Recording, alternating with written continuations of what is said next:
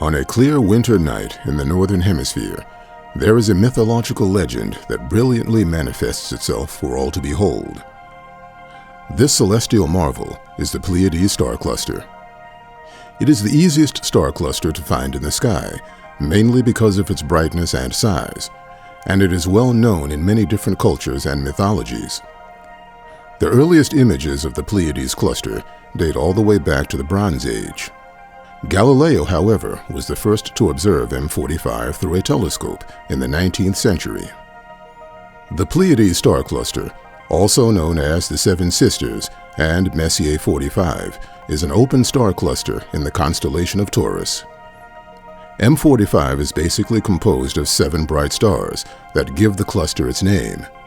However, over 1,000 stars account for M45's total mass.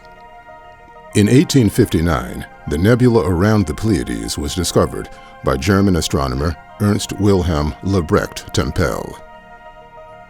The Pleiades exhibits one of the finest and nearest examples of a reflection nebula associated with a cluster of young stars. The nebulosity is light reflected from particles in an interstellar cloud of gas and dust, into which the cluster has drifted. The apparent blue color is due to the preferential scattering of blue light by these tiny interstellar particles. At a distance of about 444 light-years, it is among the nearest star clusters to Earth and the nearest Messier object to Earth. With a total magnitude of 1.6, M45 is the most obvious star cluster in the night sky.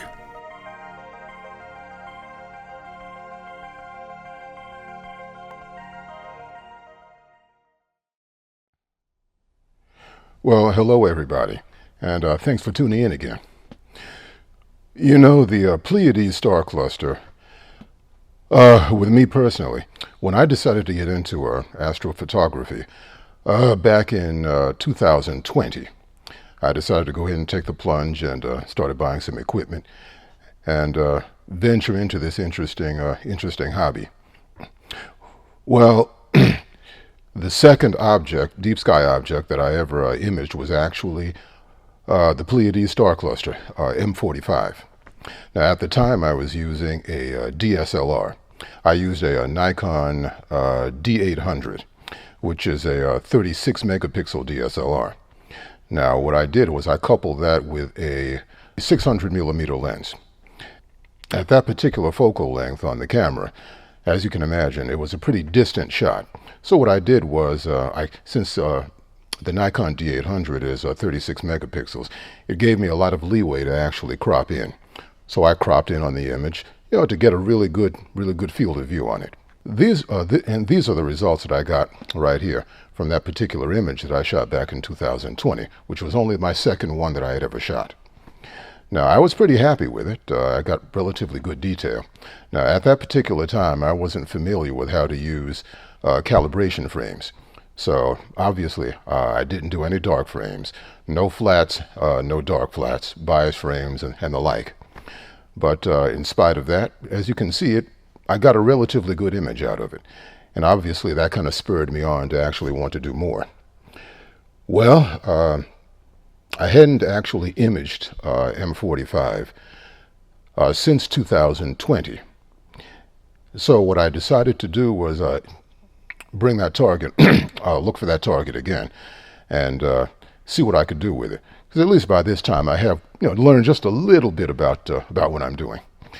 Now this time I did use darks, I used flats, I used all of my calibration frames with this. I also used a filter, which was the Optolong L Pro, which, as you know, is a broadband filter.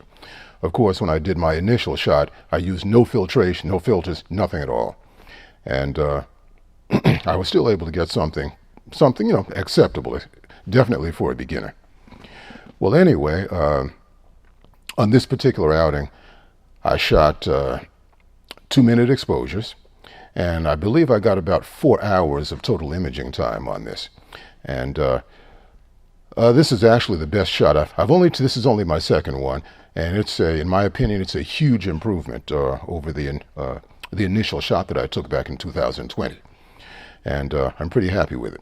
I also use the ZWO 533 MC Pro, which is a one-shot color camera, and I was pretty happy with it. It turned out relatively well.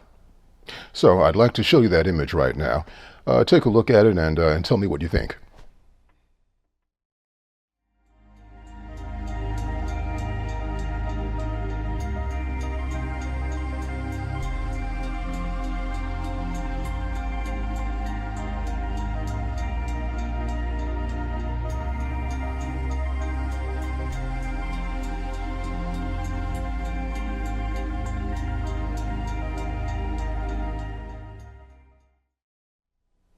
Well, I hope you enjoyed that image. And, well, that's about all I have for this particular video. And, well, thanks for watching. And as always, if you've enjoyed the video, please don't hesitate to comment, like, and please subscribe. All right, until next time, and clear skies.